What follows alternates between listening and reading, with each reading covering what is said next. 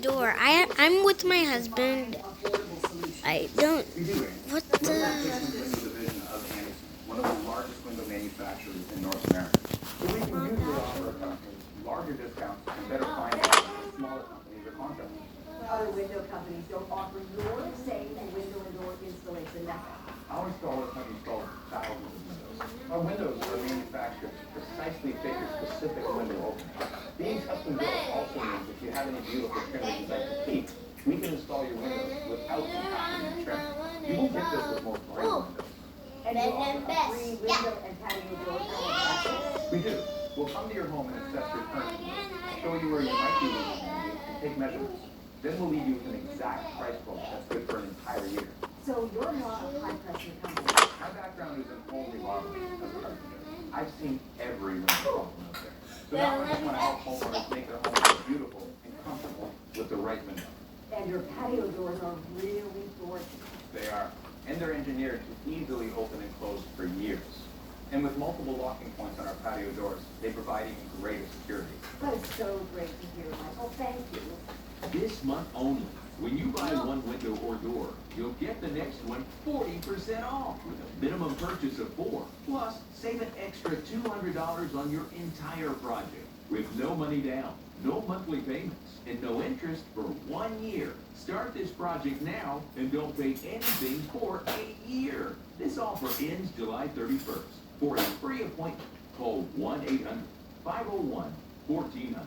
That's 1-800-501-1400. Closed captioning brought to you by Mesobook.com. We offer a free book on mesothelioma. Offer the free book and receive so much more. Call 1-800-831-3700.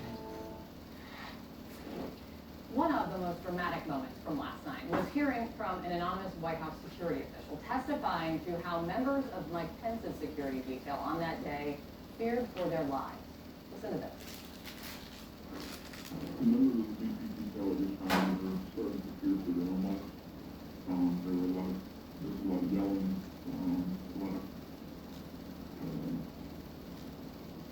a lot of very personal calls over the radio. So,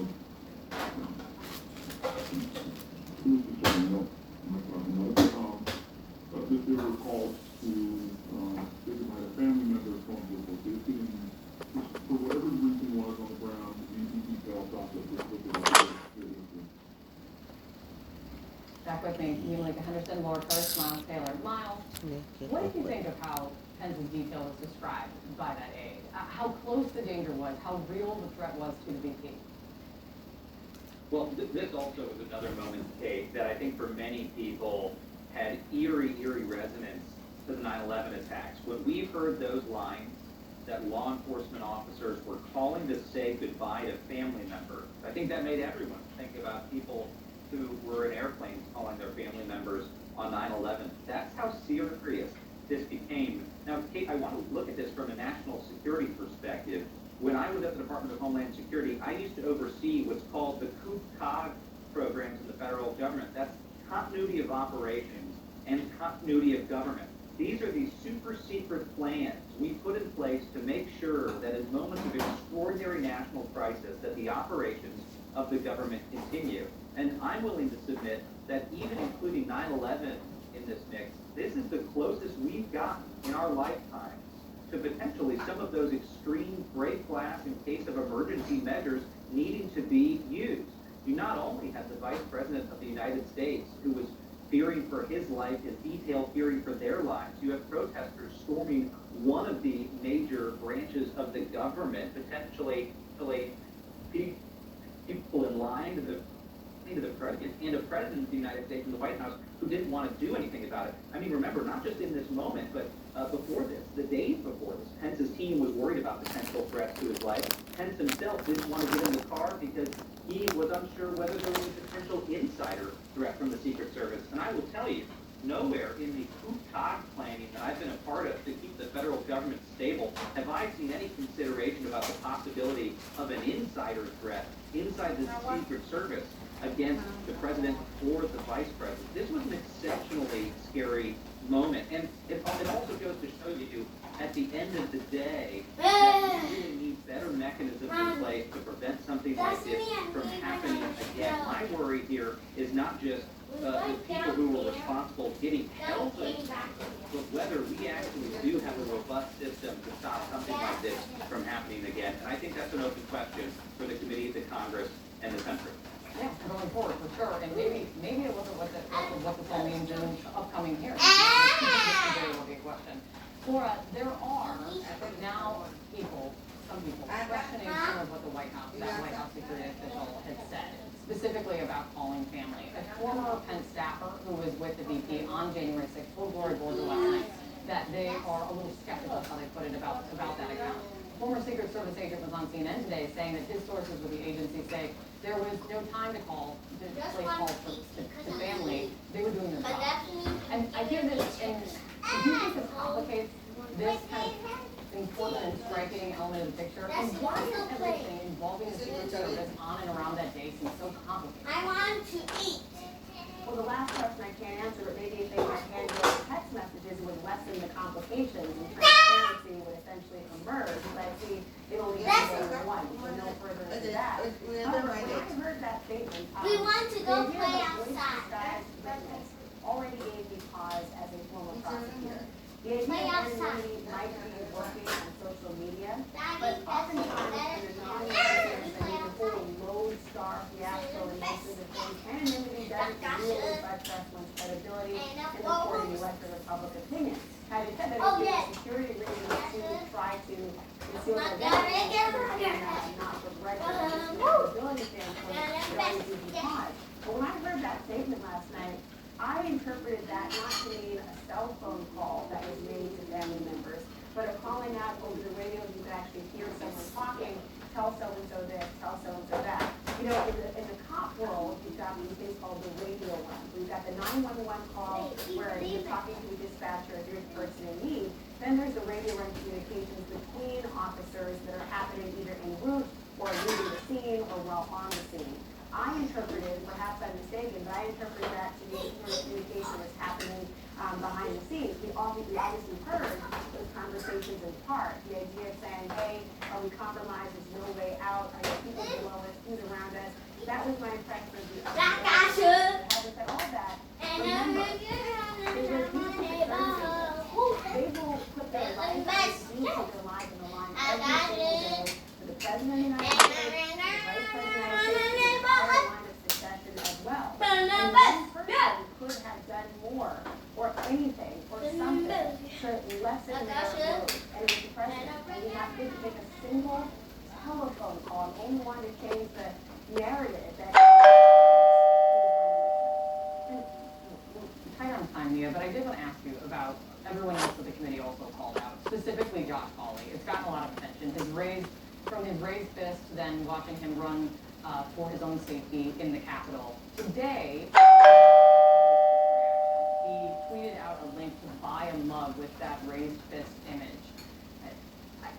That says a lot. Right. I mean, we saw from the hours after this insurrection on January 6th, there was an attempt to erase what happened, right? So an attempt to say, oh, this wasn't really a big deal, these were just tourists, that, you know, we weren't really afraid. But we see there that Josh Hawley was very afraid. He was running for his life along with everyone else. This was a danger to him and everyone who was in that building that day. So it's not really surprising that he's sort of doubling down on I'm with the mob, you go girls and boys in terms of this insurrection. It's essentially what he's saying there. But listen, this hearing is letting us know that A, they were in danger, that B, they came close to disaster, right? In so many ways, it could have been so much worse than it already was. And yeah, he can try to raise money off of his raised fist, but we also saw him running because he was afraid, and he should have been afraid because he was in danger along with many, many other people in the country. To a lot of what we may see still to come. Good seeing you. Thank you. Laura, Miles, thank you both so much. Coming up for us, we just received a statement in from President Biden's doctor updating us on his condition after he tested positive for COVID. The details on that next bit. The Prince Pick is in to new All-American Club. That's a club I want to join. Let's hear from Simone. Chuck, that's the club I want to join. I like the new Subway series. What's your pick?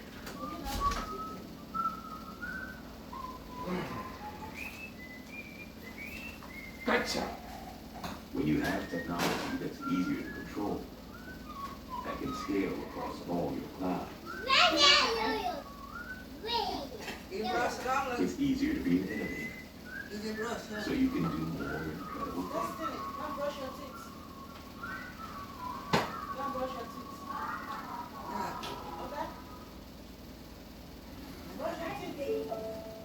Sorry, Mom.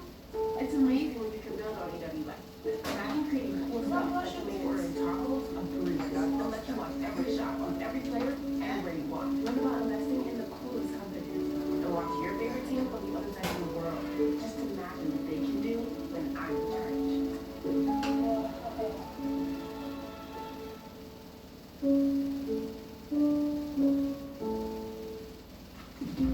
My relationship with my credit cards wasn't good. I got into debt in college, and no matter how much I paid, it followed me everywhere.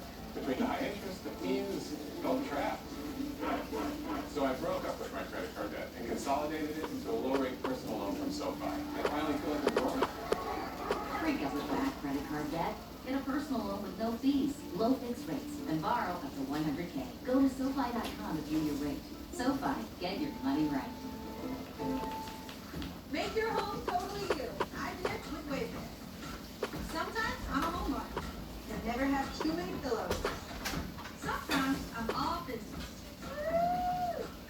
I'm a mom 24/7. Seriously, with the marker, I'm a bit of a foodie. But not much of a chef. Yes!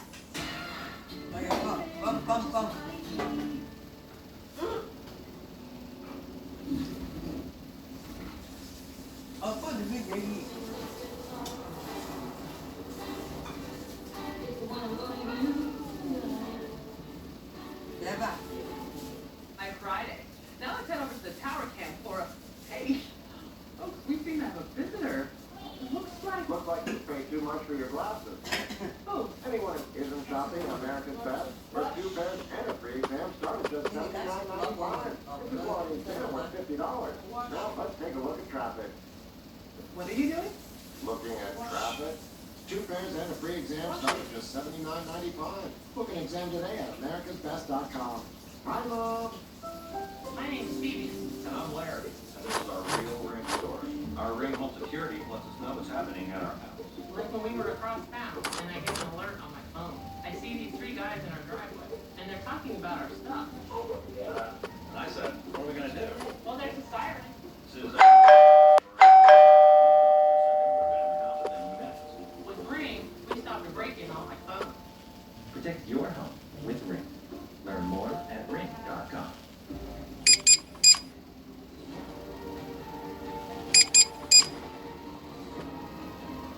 I'm going to areas of the world where no one's ever been happier. Sundays at 9 on CNN. Got time to go to the post office? They use stamps.com. All of the services of the post office, only cheaper.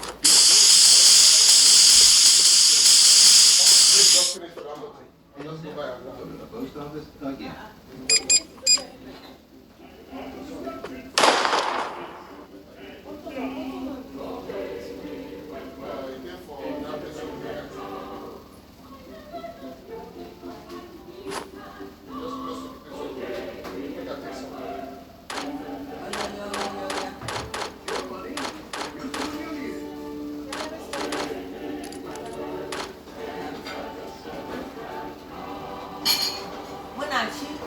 Sure, you should teach him to ride a bike. Then, use Green Light and teach him how to invest in bikes. Teach him to be smart about money and also go abroad.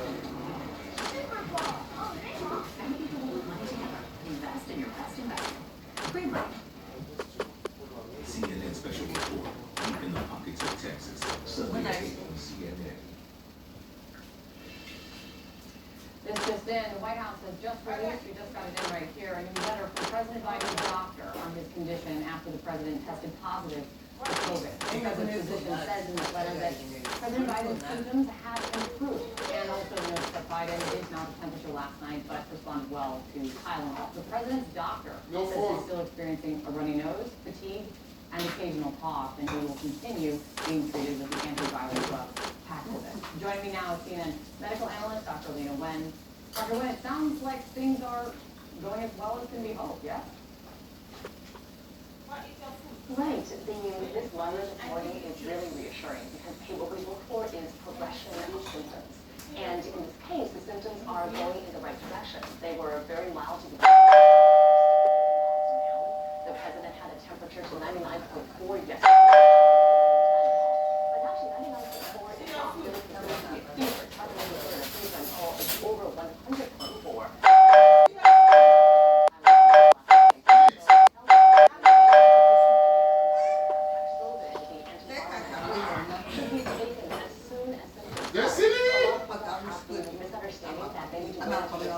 Severe, and then they take it, but actually the sooner you take it, the better, because it stops the viral replication. And that's exactly what the president did, and I think that Paxlovid, in addition to him being vaccinated and boosted, will ensure that he has a very good outcome. A criminal investigation. That means that there is some fact to suggest that this is not just human error, but that someone was engaged in criminal behavior. One is the Federal Records Act, which requires federal employees to retain their records and makes it a crime to deliberately destroy them. Is there some evidence that there was some deliberate destruction here? The other is obstruction of justice, that someone didn't want the facts to come out, knowing that there's an investigation, and that the truth would somehow be damaging to someone involved here. Those are the potential crimes that come to mind, and so hiring lawyers does sort of lend support to that idea that there may be some fire where there's some smoke. In fact, let's remind people that Tony Ornado's unusual situation. He's back in the service now, but he was taken from the presidential protective detail. He became so close to Donald Trump that he became a political appointee as deputy chief of staff for management, and that is unprecedented because the service has always been non-political, non-partisan. That protective detail works from one presidential administration to the next. Right. Because me, when I enter, I say, We hey, know it's also done there. the damage that It's can be done done done. just by Come on looking from at my the mouth. FBI's You don't say if you perception come of on like the this. FBI Eat when one, Jim drink Comey a, came out and to then famously get announce that no reasonable I was prosecutor not would bad. prosecute If I run Hillary Clinton in that instance. Many When I former went to see FBI agents and many members of the public said, as the FBI become politicized, and whether it was intended or not, I'm sure it was not. Similarly, with regard to Secret Service, operational role with an office in the White House is really a classic error in terms of perception of brand management. And most Secret Service agents that I've talked to, informers, would say they wish that had not happened. So in an instant, they would become politicized, and that stamp of political is put on Ornado's head. He's now, of course, the head of training for the Secret Service, meaning brand new agents are looking at him regularly as some kind of role model to emulate. And really, again, he may be an awesome guy. Many people say he is, but he's got that political stamp on him. So I question even putting him in that role. And now with the lawyering up, I still have questions. We were hearing the term private counsel. I get that. Of course, we all, if we're under criminal inquiry, would want to get counsel. But if it's truly private, meaning they haven't taken advantage of the Agents Association or union lawyers, who are often private, right? They're on retainer for the association. But if they've gone outside that, it means they may think that they were outside the scope of their employment in doing something. It may think their agency is going to walk away from them, and they have to retain their own counsel. And then we're going to see, as Barbara alluded to, all of these appeals to executive privilege. Are there texts reflecting communications of the president, words of the president? He just told us to do this. Is that under executive privilege? Is there a national security concern in turning that over? And then to what extent do they even use text? Do they use encrypted text? Do they want to use text when foreign services might be trying to collect their text on an open line? So lots of questions. That was my question, exactly. Joyce, I've got two quick ones for you. One of them is just a broad question. Adam Kinzinger, who led some of the questioning last night, said to reporters, I think the president certainly has criminal exposure. I'm not a prosecutor, I'm not DOJ, but I certainly think if you look at what we presented tonight, and in all these hearings, that cannot be acceptable from the President of the United States. Like, the worst thing we can do is put out something that says the president is above the law and can do this again. because I guarantee you it will happen again if we say that. What do you think of what Kinzinger is positing there? Well, I think he's stating the obvious. There's adequate reputation for Trump to be the focus of a criminal investigation being run by the Justice Department. And he references a really important part of that, looking seriously at prosecution, which is this. At the end of the Nixon presidency, Nixon fled public life. He got on the plane that had previously been Air Force One. He left public service. He made it clear he would not return. Trump, to the contrary, continues to be engaged in the public square. Just this week, he's been on the phone with elected officials in Wisconsin, trying to still get them to declare the 2020 election in his favor. He is clearly trying to make a run for the presidency in 24. So when you add this to his past acts, it's clear that there's a rationale for DOJ to engage. And Joyce, we also have some breaking news on Jeffrey Clark, the Donald Trump's would-be Attorney General. Yeah, Jeff Clark has apparently been charged by the District of Columbia Bar with ethics violations. This isn't surprising because we know that former acting Attorney General Jeffrey Rosen testified to the bar in this regard back in March. What is, Katie, I think really interesting here is that the charges involve making false statements, being dishonest, and also an effort to interfere to obstruct congressional and governmental functions. And those ethics charges being raised by the board are very similar to the types of federal criminal charges that DOJ could potentially be considering. Joyce and Frank, Barbara and you stand by for a lot more to come. Now in the contempt Judge Steve Bannon, contempt for not complying to a subpoena from this very committee. The defense has just wrapped up its closing arguments.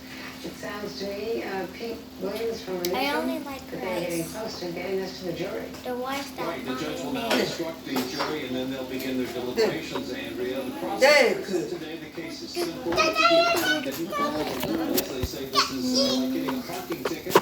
If you get the ticket, you can either pay it or you can contest it, but if you lose that contest, you have to pay it. You can't simply refuse. They say that's what Bannon has done here. And they also say that he chose allegiance to Donald Trump over obedience to the law. His lawyers, and of course, the position was sort of changed as this has gone by. Remember, at first Bannon said, Donald Trump was sort of executive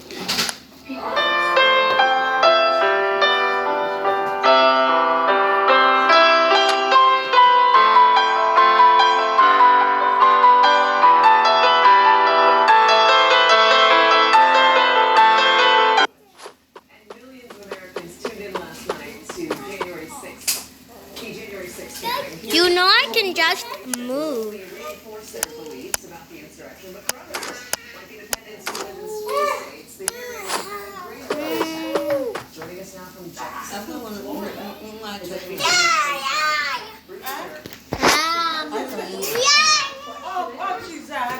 People see this.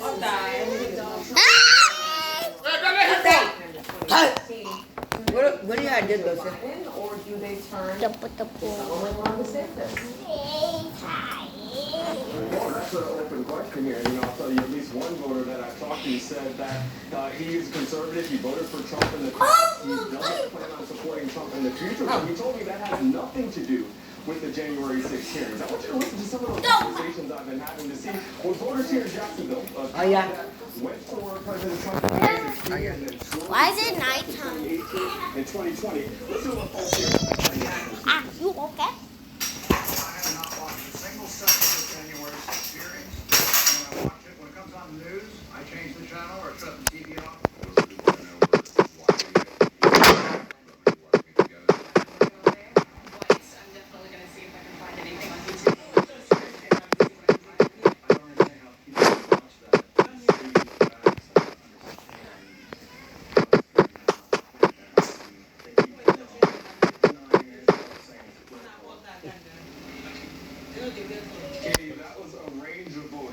said that they were independent, conservatives, and Democrats. So a lot too, but you know, one common thread that even if they had different takeaways from these hearings, it's gonna